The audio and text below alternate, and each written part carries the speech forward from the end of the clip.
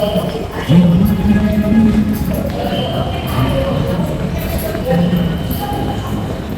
morning all. Good morning everyone. Semangat selalu. Semangat selalu.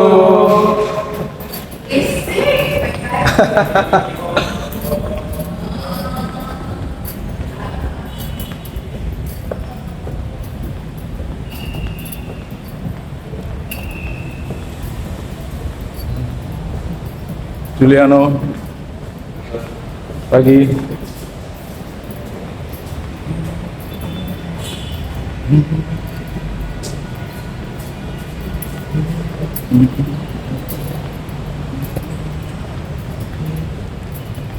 Hari ini tanggal 25 Agustus 2025. Selamat pagi. Pagi guys. Pagi Beatrice. Kita bersatu dalam doa.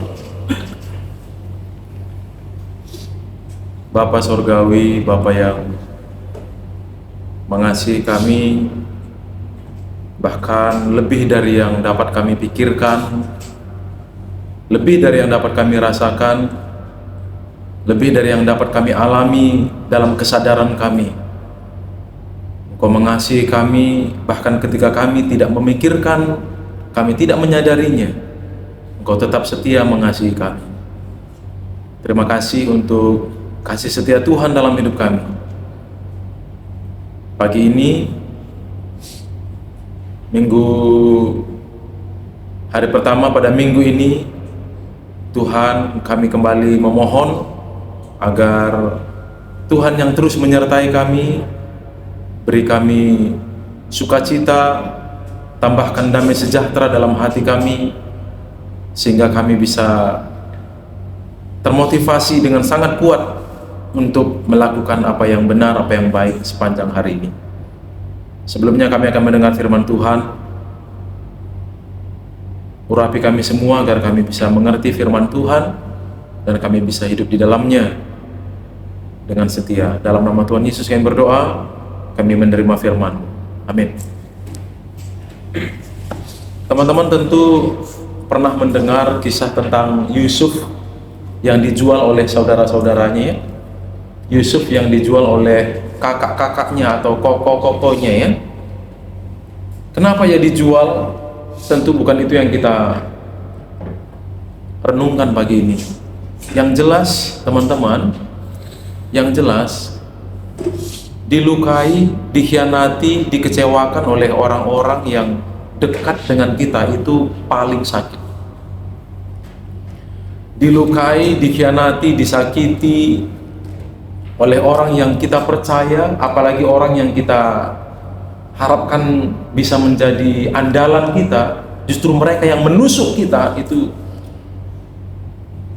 itu adalah kondisi yang paling menyedihkan, kondisi yang paling menyakitkan. Kalau kita diomongin sama orang yang kita nggak kenal, kalau kita dikecewakan oleh orang yang kita nggak kenal, ya tentu kecewa juga, tapi kecewanya barangkali bisa kita lupakan tidak begitu lama. Tapi kalau terhadap orang yang kita percaya, yang kepadanya kita curhat, yang kepadanya kita sampaikan semua rencana, bahkan mungkin keluh kesah kita, kemudian dia mengkhianati kita, itu pengkhianatan yang sangat besar dan itu tentu sangat menyakitkan. Dan Yusuf dijual oleh saudara-saudaranya.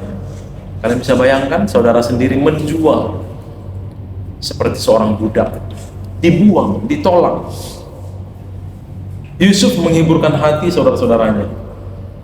Kita tidak sedang merenungkan sakit hati Yusuf, tapi kita pagi ini Mr. ajak supaya melihat bagaimana Yusuf yang dikecewakan oleh saudara-saudaranya, yang dijual itu ternyata memiliki hati yang sangat besar, kasih yang sangat besar, pengampunan yang sangat besar. Bisa bacakan bagi kita, ya. Kejadian 50 ayat 15 sampai 21. Begini firman Tuhan. Yusuf menghiburkan hati saudara-saudaranya. Ketika saudara-saudara Yusuf melihat bahwa ayah mereka telah mati, berkatalah mereka, boleh jadi Yusuf akan mendendam kita dan membalaskan sepenuhnya kepada kita segala kejahatan yang telah kita lakukan kepadanya. Jadi ini konteksnya papa mereka sudah meninggal, Yakub ya. Dan mereka pikir selama ini mungkin Yusuf menahan emosinya, amarahnya karena masih ada papa. Sekarang papa sudah meninggal, barangkali Yusuf akan membalas dendam. Itu pikiran mereka. Sebab itu mereka menyuruh menyampaikan pesan ini kepada Yusuf. Jadi mereka suruh seseorang untuk datang kepada Yusuf dan menyampaikan pesan. Apa pesannya? Sebelum ayahmu mati, ia telah berpesan, beginilah harus kamu katakan kepada Yusuf, ampunilah kiranya kesalahan saudara-saudaramu dan dosa mereka, sebab mereka telah berbuat jahat kepadamu. Maka sekarang ampunilah kiranya kesalahan yang dibuat hamba-hamba Allah ayahmu. Lalu menangislah Yusuf mendengar itu, guys. Lalu menangislah Yusuf ketika orang berkata demikian kepadanya. Kenapa dia menangis? Karena tidak ada sedikit pun dendam dalam diri Yusuf. Kita lihat nanti bahwa itu terbukti, tidak ada sedikit pun dendam, sakit hati dalam diri Yusuf terhadap saudara-saudaranya. Ayat 18, juga saudara-saudaranya datang sendiri dan sujud di depannya serta berkata, ini penggenapan mimpinya dulu ya. Karena sebelum dijual oleh saudara-saudaranya, Yusuf bermimpi bahwa saudara-saudaranya semua itu datang menyembah dia. Nah, ini digenapi mimpi itu. Juga saudara-saudaranya datang sendiri dan sujud di depannya serta berkata, kami datang untuk menjadi budakmu, kata mereka. Tetapi Yusuf berkata kepada mereka, janganlah takut, sebab aku inikah pengganti Allah. Ayat 20 ini menjadi poin utama bagi kita, guys. Memang kamu telah mereka-rekakan atau merancang atau merencanakan atau menyusun siasat yang jahat terhadap aku, kata Yusuf. Tetapi Allah telah mereka-rekakannya untuk kebaikan, dengan maksud melakukan seperti yang terjadi sekarang ini, yakni apa? Memelihara hidup suatu bangsa yang besar. Ayat terakhir, jadi janganlah takut, aku akan menanggung makananmu. Aku akan menanggung makanmu dan makan anak-anakmu juga. Demikianlah Yusuf menghiburkan mereka dan menenangkan hati mereka dengan perkataannya. Teman-teman,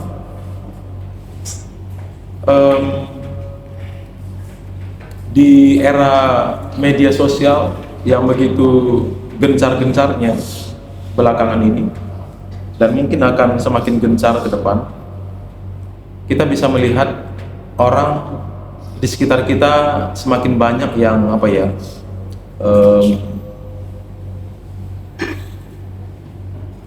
emosinya itu meluap-luap, sedikit menemukan sesuatu yang tidak tepat, tidak benar, atau mungkin tidak cocok dengan dirinya, langsung memberikan justifikasi, ya, menghakimi. Bahkan ada yang mengabaikan sopan santun, tata krama. Yusuf mengalami sesuatu yang tidak mudah. Dia dijual, dia dibenci oleh saudara-saudaranya. Kemudian di usianya yang muda dia harus terpisah dari keluarga, dari papa mamanya, dari kehidupannya sebagai orang bebas. Kemudian dia berkata kepada saudara-saudaranya, memang kamu telah mereka-rekakan yang jahat terhadap aku, tetapi Allah telah mereka-rekakannya untuk kebaikan. Kita belajar dari Yusuf pagi ini. Saya ajak kita semua untuk belajar dari Yusuf, untuk melihat segala sesuatu dari sudut pandang Tuhan, ya. Orang bisa saja melakukan hal yang buruk terhadap kita, sangat bisa. Tapi kalau kita memiliki sudut pandang yang ilahi, bahkan hal buruk yang terjadi kita bisa lihat Allah turut bekerja lewat hal buruk. Ya, seperti Yusuf katakan, memang kalian sudah jahat sama saya, kata Yusuf. Tapi perbuatan jahat kalian itu Tuhan izinkan terjadi supaya melalui saya, kata Yusuf, satu bangsa yang besar. Siapa itu bangsanya sendiri? Bangsa Israel bisa hidup, dan bukan hanya bangsa Israel, tapi bangsa Mesir dan bangsa-bangsa sekitar mereka bisa bertahan dalam masa kelaparan 7 tahun kala itu. Ya, Tuhan seperti memang mengizinkan kejahatan saudara-saudara Yusuf terjadi supaya Yusuf akhirnya bisa menjadi orang kedua di Mesir dan dengan demikian bisa menyelamatkan kehidupan bangsa-bangsa. Lewat apa? Suplai makanan. Oke? Jadi teman-teman, kita belajar dari Yusuf, tidak semua hal buruk itu benar-benar fatalistik. Perhatikan, tidak semua hal buruk itu benar-benar buruk. Ada kalanya kita mengalami hal buruk, justru itu baik buat kita. Ya? Ada orang yang mungkin membenci kita. Dengan kebenciannya itu kita belajar menjadi orang yang tangguh, tidak gampang sakit hati. Kita bisa memiliki jiwa sosial yang lebih tinggi. Jadi mari kita memiliki mindset atau sudut pandang yang berbeda hari ini. Tidak lagi seperti selama ini mungkin kita sakit hati kalau orang jahat sama kita. Tuhan pasti punya rencana yang baik lewat apapun yang kita alami. Mari kita berdoa. Tuhan, sering kami atau setidaknya pernah kami mengalami sakit hati, kecewa, sedih, marah, atau hal yang lain oleh karena perlakuan orang-orang di sekitar kami. Barangkali orang tua kami, barangkali saudara kami, barangkali teman kami, guru kami, atau siapapun, entah yang kami kenal atau yang tidak kami kenal.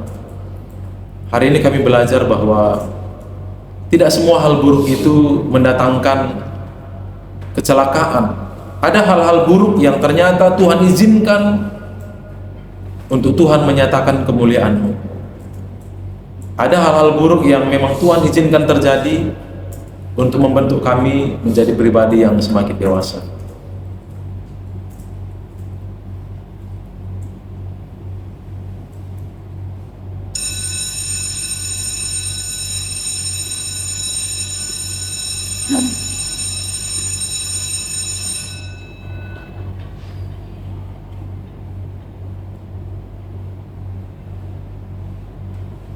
Kiranya pagi ini Tuhan benar-benar mengajar kami dan kami bisa belajar dengan baik, sehingga apa yang kami dengar bisa kami praktikkan. Suatu ketika kami dalam kondisi yang sulit seperti yang dialami Yusuf, barangkali kami bisa memiliki sudut pandang yang berbeda seperti yang Tuhan kehendaki. Dalam nama Yesus kami berdoa. Amin.